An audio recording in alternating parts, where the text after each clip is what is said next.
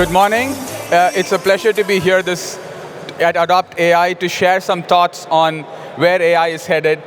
As a technologist and research scientist, there is so much happening in AI that I was thinking a little bit about what should I focus on in the 15 minutes that we have together. And I decided I will show you a little bit of a view of three things, and I picked those things based on things that we think are really important for scalable adoption of AI, as well as these are things that we're doing some work at IBM Research that I'll have an opportunity to briefly share with you. So the three trends that I really want to talk about today is one is this notion of efficiency in intelligence. How much can you get done with the minimum amount of power or energy or hardware footprint? What is the trend line and what is happening? Second was a little bit of a sneak peek into what model architectures are starting to get innovated in the labs. Again, this is a big space, and I wanted to give a brief color for some of the things that we're exploring. And then I really want to end with, today, we think of models as these black box special artifacts, almost anthropomorphic, that we have to chat with them. And I want to sort of unpack that and really say that models should be treated like software, and that we have to really move from the world of generative AI to what we call at IBM generative computing. So those are the three things that I wanted to illustrate today, and so we'll get started. So first is efficient intelligence. What you see is a chart here by a company called Artificial Analysis, and what they have plotted here is growth in the performance of models over time for models of different sizes. And what you see really is enormous rapid progress in the capability of small models. In just the last 12 to 18 months, a task that we thought required a very, very large model today, because of improvements in research, data quality, training recipes, etc., we have seen dramatic reduction. You can see that the smaller models for many, many tasks are just a point or two smaller, less performant than the largest models out there. So that's a huge trend of reduction and continued improvement in the efficiency of the model that can achieve a certain task. Now, you combine that with two other trends. So this is an interesting chart, very recently released by Stanford University. And they use this notion of intelligence per watt. Think of it as how efficient is intelligence as a function of energy.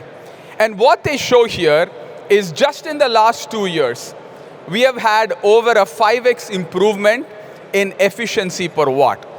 And we know intelligence is a vague word, you can't really boil it down to benchmarks. So think of the y-axis as an aggregation of a lot of useful tasks that people want to do when using AI. And what this really illustrates is, there's been a dramatic improvement in our ability to do AI efficiently, which is contrary to a lot of the narrative that you see around enormous capital investment needed. Yes, but what we really see is at a unit cost, we're actually able to do a lot of things way, way cheaper. And they have come about as a combination of improvements in model architectures as well as improvements in hardware. And so the question that some of you should be thinking about is, will there be a redistribution of where AI happens? With improvement in efficiency, will AI move away from just running in the data centers to running on edge devices, on your mobile devices, and achieve a lot more than it can do today? So that's sort of the first trend, and I like to call it efficient local intelligence. And hopefully this will be a next wave of really running AI all over, not just in the main data centers. And from our own perspective, at IBM, we have been doubling down on understanding how you can push efficiency of models. So recently, over the last couple of months, we have been releasing models that we only call with words like nano, micro, tiny, and small. All of these are models that can all run on a single GPU or less. The nano model can even run on a CPU. Hugging Face took one of our models, and you can just run it in your browser. The models are in the open. They are all released with the Apache 2 license. And they are also ISO 42001 certified. So they are certified with respect to the data that went in. And the interesting observation you see from the circles is that these models, compared to even other models that were released 6 months back, are 2 to 6x smaller in size. So again, goes back to my efficiency point. Every 6 months, you're seeing dramatic improvements. And I won't be surprised if 6 months from now, either us or somebody puts out even smaller models that are as capable as the models that you can do today. So the takeaway for you is, out of what's happening in R&D, you should assume that the efficiency of AI is going to continue to increase. And we saw that too. We released a set of nano models recently, and we started plotting, again, third-party plotted accuracy versus size. And we were really happy to see that our models that were all 1 billion parameters or less are sort of at the optimal curve, which is you can get a lot done at a really, really small size. So that's the first trend that I want you to take away, based both on what we see others doing as well as our own results from the R&D that we're doing. So that's intelligent efficiency. Now, one aspect of doing efficient intelligence is coming up with new model architectures. Now, if you've been following the technical literature, the word transformers is something that's even entered popular media. And that was the breakthrough architecture that gave rise to the current era of generative AI. And we all understand the power of that approach, but we also understand that that architecture has cost and computational complexity. As you want to send more and more data into the model, you need a lot of processing power to be able to process that. So there's constantly work happening across R&D labs across the globe on how can we change model architectures. And there are 3 things driving this research. One is efficiency. The other is better explainability. Can I create models which are more explainable with their result? And a third trend is, how do I build models that can address other modalities of data? You know, we just had the talk here where they were talking about molecules and drugs. How do we build models that address all of those other types of data, not just language and code, which are the most popular use cases today? So again, at IBM Research, we have been working on a number of interesting model architectures, and I just wanted to give you a glimpse of what we are working on. So the first one, the first picture you see on the leftmost, is an architecture that we call a hybrid architecture. This is what we actually use to build our latest series of models. And they combine 2 ideas. They combine the popular transformer architecture with something called state space, which are really, really efficient. So you get the accuracy of the transformer, but you get the efficiency of the state space model. That's what made those models really, really performant at very, very small sizes. There's a second piece of work we're doing in the lab that are called energy transformers. And the intuition is, nature is very energy efficient. And we always talked about dynamical systems that settle down to the lowest energy level. So there's an architecture that we created, something called the energy transformer, that takes inspiration, if you will, from the physical world to construct different kinds of networks. And we have seen this do really, really well for certain use cases, for analytics use cases. And it's a model that is very, very efficient, very, very fast to execute. Again, something in the labs that will start to come out more. And then the last one is the most interesting one, my personal favorite, which is saying, let's look at models trained from a completely different branch of mathematics. There's a branch of math in number theory and a literature around this idea of continued fractions. These are fractions that go forever. And there is a huge literature in math around the power of those fractions to approximate functions. So we have been working on an entirely different kind of network, not networks that look like our models today, but based on the theory of continued fractions. And what's been really interesting is, as those models scale, we think they can provide much more explainable models. Models that you can actually understand why the model gave a certain result. So again, a little bit of a glimpse into what kind of research is going on. The takeaway for you is that this is such an active area that you should expect both incremental and revolutionary advances in model architecture over the next few years, given the amount of research going on in this space.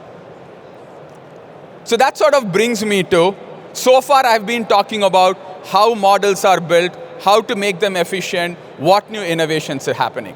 Now let's look at how models are used. Today, I would argue that there is a conflict between models and software. And the reason I say that is, and this is a busy chart, but let me boil down to it. Today, over the last 40 decades, we have well-adopted principles on how to build software. We build modular functions, we have encapsulation, we have software that runs across different architectures, we have a mature development process, we have a clean compute model. AI has come along, and because of all the excitement, we have actually thrown away a lot of well-understood principles of software engineering. Today, we program models with massive prompts. Prompts are very hard to optimize. Prompts are highly insecure. Building a model somewhat seems like a very fuzzy, non-engineering, artistic exercise where you try and figure out what prompts will work, will not work. So the question we started asking is, for AI to really scale, you have to bring back software discipline into how models are being used. And so, how do we go from a world where software and AI seem like in conflict with each other into a world in which models become first-class citizens in software? You can use them the way you build the rest of your programs. And this is an idea that in IBM Research we have been calling generative computing. We want to use the word computing to move from generative AI, because to us, a model is an artifact. It's a computing artifact that you should be able to program with well-defined abstractions.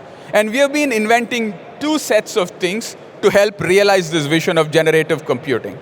The first is this notion that, can we modularize AI functionality? As opposed to a model being one monolith that does everything, can I add functionality to the model in little pieces? Can I create functions? Can I create libraries of functions the way we build software? And the second is, what is a programming model? How do I actually program, not by writing prompts, but the way I do rest of software development? And so we have been building this notion of generative functions. And the idea is that if I have a model and I want to teach the model one new thing, I don't have to retrain the model. I'm able to build a little tiny model that I can plug onto an existing model, and I can just turn on that functionality. And we have been building libraries of such capabilities for lots of common tasks, for speech, for video, for security, for tools, for thinking, etc. And this is very useful because it allows one team to build these functions and many people to use them without always having to use a big model every time. And there's a lot of technologies emerging to enable this. So at IBM Research, we've been working on a technology called, it doesn't matter the word, it's called activated LoRa technology.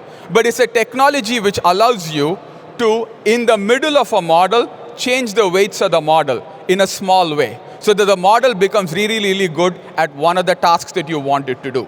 So I can take a model, and it's almost like plug-in adapters. I can put lots of little adapters that turn on and off different functionality in the model. It's a very, very different way, because now, instead of treating the model as a black box, I have a way to enable functionality and disable functionality. So that's one part of the equation. The other part of the equation is you need a programming model, a way to write software to work with these models. And that's where we've been working on something called Melia. It's an open source project to help you do programming of models. And our goal is, today a lot of programming of models looks like the left-hand side. It's just lots of English text or French text or Spanish text. That's no way to program a model. That kind of programming is not maintainable, it's not secure, won't let you scale. How can we go from something that looks like essay to a real program that can be tested, that can be validated, that can be secured? So this is a library that lets you program models in a very, very different way. So the vision that we are after is putting these pieces together, that you will go from the world of the left today, where you write agents that send prompts to a model, which is the world today that we are, into a world where the model itself is like a piece of software. It has lots of functionality you can enable and disable, And instead of writing prompts, you write real programs. That program could be generated by AI, but it's a program, so you can test it, you can verify it, you can secure it. So this is our vision for the world of generative computing.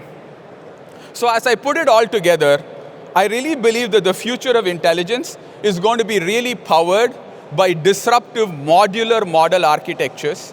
It's going to be efficient, and it will get integrated into our software ecosystem through well-defined generative computing abstractions. That's sort of the world that we are working on in R&D to take AI forward for scalable adoption. So with that, thank you for your time, and I hope some of you visit our podium at T11.